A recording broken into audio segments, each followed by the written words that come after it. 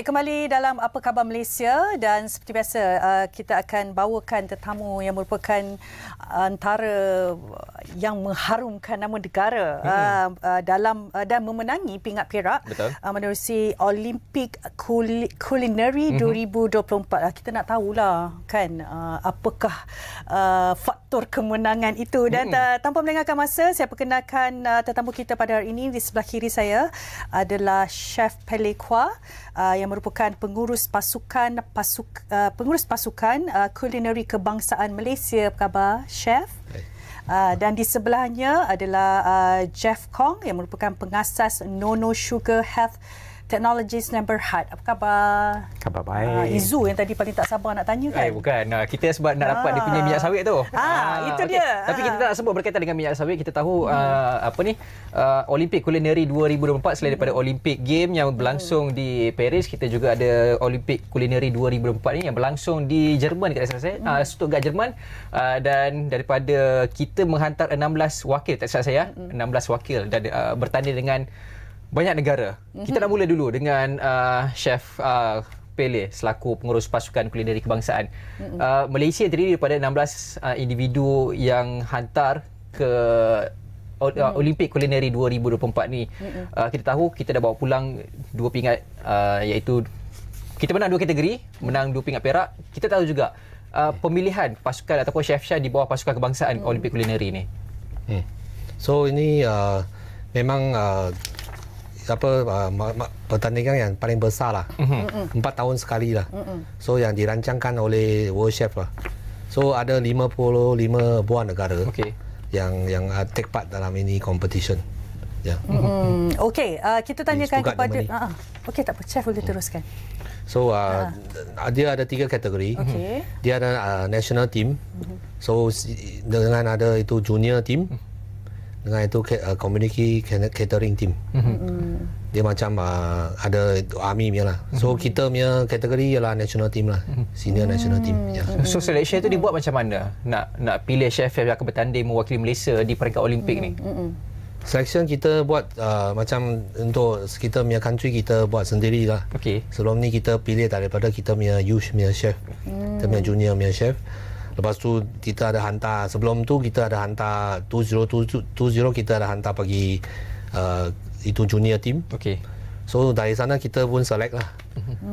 So the meantime 2020 to 2024 punya pertandingan itu ada 4 tahun kan. So every year kita ada hantar pergi Singapura, pergi mana-mana kan. Untuk pertanding siapa yang menang tu kita select lah, siapa yang boleh. Dewan daripada junior lah, junior team punya. So kita slowly upgrade dia orang pergi senior lah. National team Tadi Chef ada sebut tentang kategori yang dipertandingkan. Mungkin sedikit penjelasan yang lebih lanjut. Berapa banyak kategori dan apakah mungkin antara kategori-kategori yang dipertandingkan?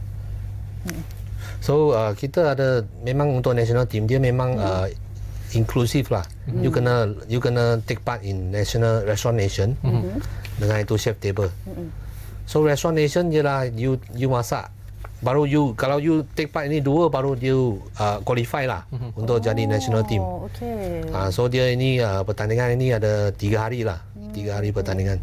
So at the dia memang restaurant nation itu dia ada 3 course. So kita serve 120 packs. Banyak ya? Ya, itu untuk macam kita buat macam restoran lah. Restaurant nation itu you boleh letak kita punya Malaysian punya flavor, tapi itu presentation still western lah. Tapi boleh letak kita punya masakan lah, rasa kita restaurant nation untuk 3 course tu. Lepas tu chef table, untuk chef table dia masak untuk 10 orang saja. So itu dia depan, itu guest dia datang, dia memang depan kita punya kitchen lah. So dia boleh nampak kita macam mana kita masak. So by course lah kita serve kasih dia. So kena ada service jugalah. Itu chef kena keluar explain apa ini barang. Macam ni lah. So dia is a experience lah, dining experience. So baru kita boleh tengok mana satu kita punya ranking lah. So baru boleh menang itu 2 pingat perak lah.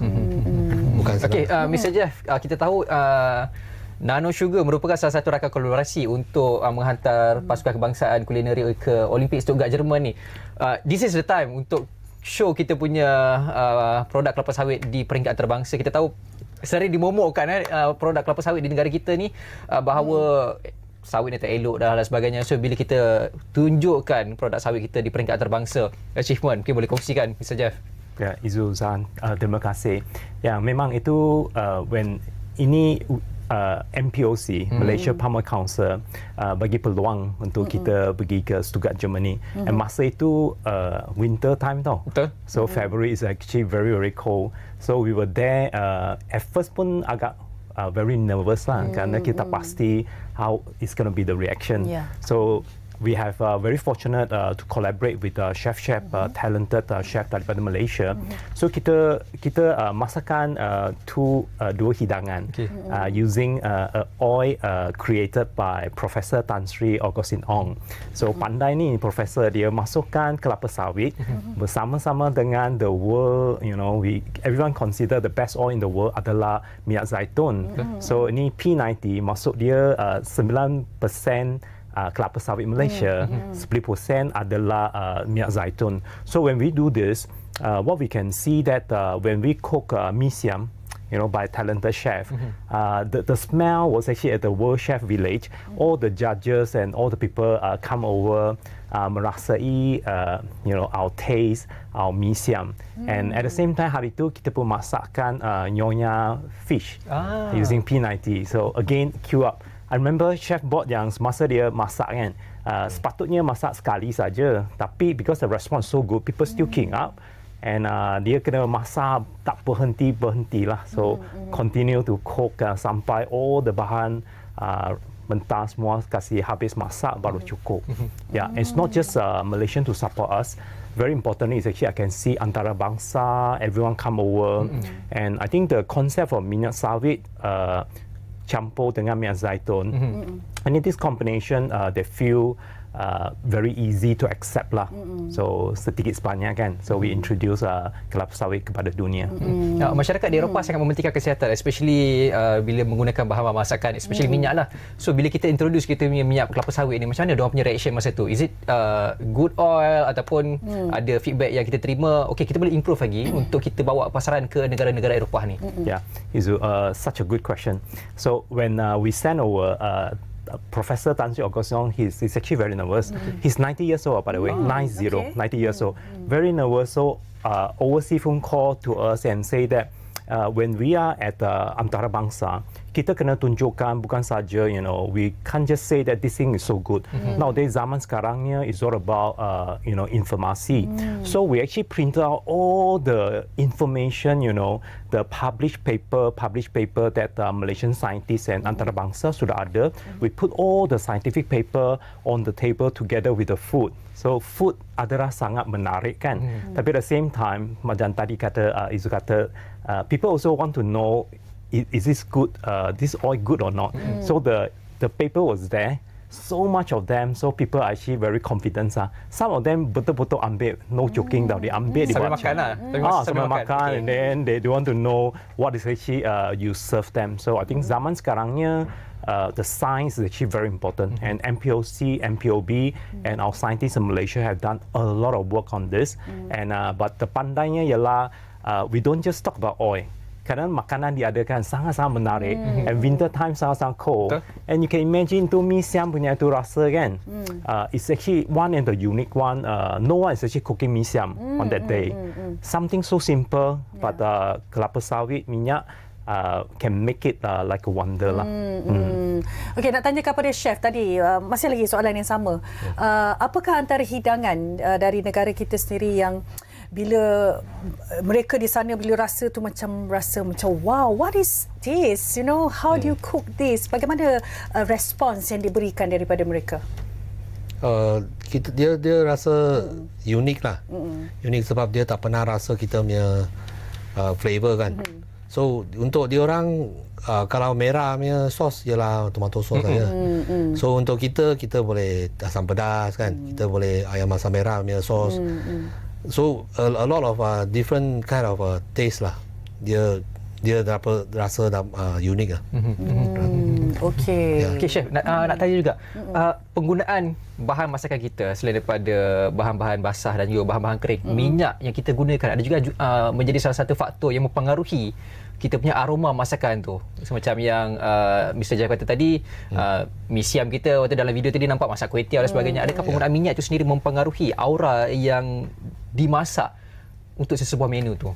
Itu confirm lah sebab macam olive oil you tak boleh tahan itu high temperature kan. Kalau you saute barang ke you goreng barang. So you goreng barang you kena guna itu minyak kelapa sawit lagi dia boleh tahan. So itu flavor keluar lagi bagus lah. Oh, macam tu aje. Ada beza. Ada beza. Izu masak tak pakai olive oil? Masak, tapi olive oil selalu saya minum je. tahu mahal, so pakai jarang-jarang. Betul. Okay, nak tambah apa? Silakan. Izu and Sahan, I just because saya bukan chef, so saya tak masak. I just want to share my experience kan supaya Izu, Sahan also the whole nation faham kan. Dia bukan saja kuliner Olimpik ni, dia adalah satu sport. Dia bukan saja macam masak and then you taste good and you menang. Ini bukan macam ni. So you know Chef Pelay, they are very humble. You see you kena bayangkan 3 dishes, 120 packs and there's just 6 chefs in the kitchen to masak for that 120 packs times 3. And then it's all about endurance, you know. They have to be very, very strong and berstamina. So supaya dia boleh masak daripada pagi sampai malam and at the same time they gonna serve each and everyone. So I think that whole thing, right, kalau tak ada endurance, dia mampus lah. Tak jadi. So Chef macam mana boleh tahan tak mampus hidup lagi ni? Dekat Stuttgart, Jerman. Endurance tu. Tak tidur kan. So sebelum kita bertanding pun 1 week sebelum kita sudah ada kat sana lah. So kita ada satu tim dekat sana untuk cari itu ingredient semua kan. Sebab dekat Stuttgart Germany kan. Dia punya ingredient pun tak sama. So kita kena pergi dia punya farm. Macam itu itik kita kena pergi dia punya Germany punya farm untuk beli. So kita kena cakap sama yang itu farmer. So kita kena age itu itik 1 week like that lah. So sebelum pertandingan. So dia tender kan. So macam ni lah. Banyak challenges lah. Sebab 10,000 kilometer kan. Kita pergi. Dengan kita bawa 500 lebih 600 kilo punya barang, equipment, ingredient sikit lah. Tadi bercakap tentang endurance sebenarnya, saya agak tertarik juga sebenarnya. Macam mana dalam kalangan chef ni mengekalkan stamina? Bukan senang tau. Dari pagi Kuali semua 5 sampai kilo. ke malam. Zul kan, kadang-kadang kita ni, kalau kita bukan chef lah. Kalau masak tu sampai tengah hari tu pun dah malam tak payah masak. Makan je yang tengah hari punya. Bagaimana mereka ini mengekalkan stamina? I think they need to have the stamina as well. Itu pasal saya play a very important part lah. Saya kena panggil dia orang tidur kan. Sudah Cukup rehat. So make sure kita tak cukup rehat, kita pun tak boleh menang kan. So sebab semua orang pun nervous sebab during the competition 1 day before mesti tak tidur. So you kena continue 3 hari. So next day you kena tidur. Kan you kena make sure dia orang pergi tidur sebelum saya tidur, dia orang kena pergi tidur dulu. So saya kena make sure semua team semua kena ada masa rehat, ada makan betul kan. Ada minum betul punya barang. So during itu competition kita tak makan banyak.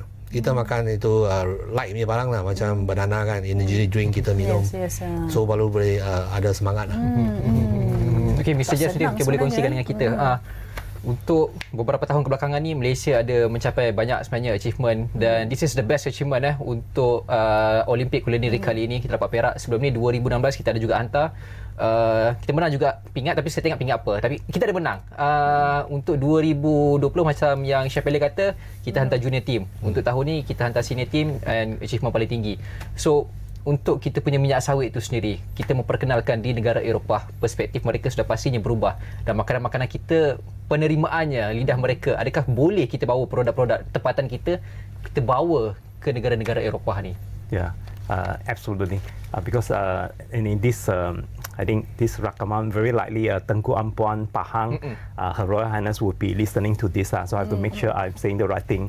So there are a few things that I must say. First of all, from MPOC perspective, kali ini adalah very pandai in the sense that kita ambilkan makanan masakan Malaysia bercampur dengan minyak those days we just do minyak kelapa sawit. So sometimes people is actually very resistant to it. But when you bring talented chef to cook Malaysian dishes kan, dia adalah different story. And the other thing is actually after menang pinggang Perak ni, I must say, sad to say, not everyone aware Malaysia sudah menang. Betul. So on the 9th of September, Tengku Apuan Pahang, Her Royal Highness, she's very, very kind. She graced the event with us. And then daripada Tengku Apuan Pahang, her thinking is actually Malaysia is semakin gemuk. Malaysia gemuk, and also diabetes actually very high. Obesity. Yes. So YR1. makanan menjadi sangat-sangat penting. We cannot just rely on fast food. We actually have to cook by ourselves. So all these things is not just about Malaysia menang pinggang Perak itu saja. So we also looking forward for 2026. So one thing for sure, chef and also the team actually have to be recognized. And then so preparing for 2026. And Her Royal Highness trying her best. She might join us. And then you can copy a few recipes daripada Tengku Apuan Pahang.